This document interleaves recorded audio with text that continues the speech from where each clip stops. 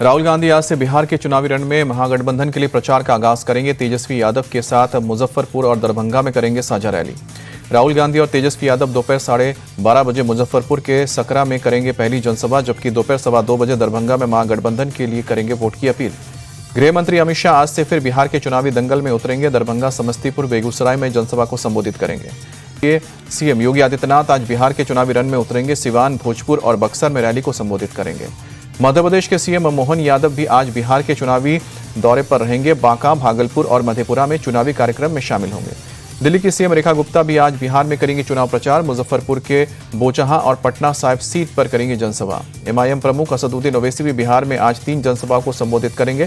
किशनगंज के बहादुरगंज, ठाकुरगंज और पोठिया में करेंगे प्रचार। बीजेपी के साथ जाने के सवाल पर बोले वीआईपी प्रमुख मुकेश सहनी, महागठबंधन ने बनाया डिप्टी सीएम चेहरा, तेजस्वी के नेतृत्व में करेंगे काम।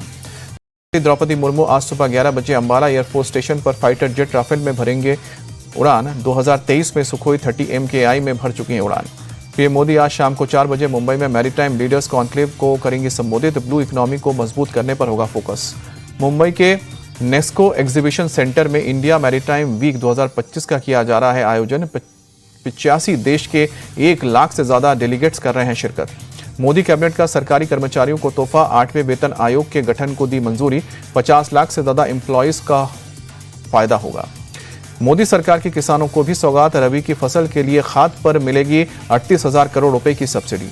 अयोध्या के विकास को लेकर एक्शन में यूपी सरकार। सीएम योगी ने अधिकारियों से मास्टर प्लान पर अपडेट लिया।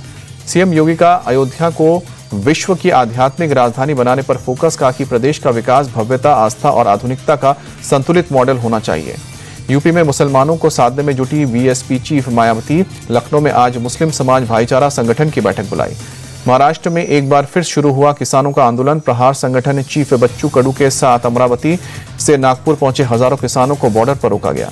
आंदोलनकारी किसानों की मांग, कर्ज माफी का वादा पूरा हो, फसलों के नुकसान का मुआवजा दिया जाए और फसलों की कीमत MSP से 20% ज्यादा दी जाए।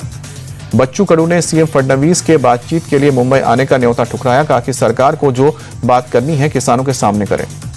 सीएम फडणवीस के नागपुर के सरकारी आवास की बढ़ाई गई है सुरक्षा। किसानों के यलगार मार्च को देखते हुए पुलिस ने उठाया एहतियाती कदम। पश्चिम बंगाल के कूच बिहार में बीजेपी नेता अजय राय के घर के बाहर बम धमाका। टीएमसी कार्यकर्ताओं को ऊपर लगाया है आरोप। आंध्र प्रदेश के काकीनाडा और मछलीपट्टनम तट के बीच टकराया मोंथा तूफान। 110 किलोमीटर प्रति घंटे की रफ्तार से हवाएं चली। तूफान की वजह से आंध्र के तटों के क्षेत्रों में सैकड़ों घरों में पेड़ों को भी नुकसान पहुंचा। हवाई और रेल सेवाएं बुरी तरह से प्रभावित हुई।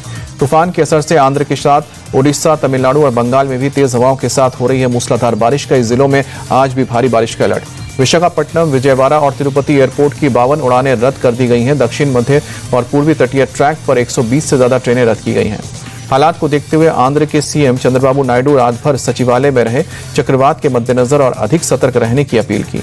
चक्रवात के असर से बचने के लिए सरकार ने 22 जिलों में 3174 शेल्टर होम्स बनाए हैं। एनडीआरएफ ने अपनी 25 टीमों को तैनात किया है। उड़ीसा में चक्रवाती तूफान मोंथा की वजह से गोपालपुर बंदरगाह पर लोगों की आवाजाही रोकी गई है। लोगों को अपने घरों में ही रहने के लिए कहा गया है। तमिलनाडु में भी मोंथा तूफान का असर। चेन्नई में तेज हवाओं के साथ बारिश। समुद्र में ऊंची ऊंची लहरें उठी। चक्रवात मोंथा की वजह से केरल के कई जिलों में भारी बारिश की आशंका जताई गई है। केरल के 8 जिलों में तेज बारिश का येलो अलर्ट जारी हुआ है।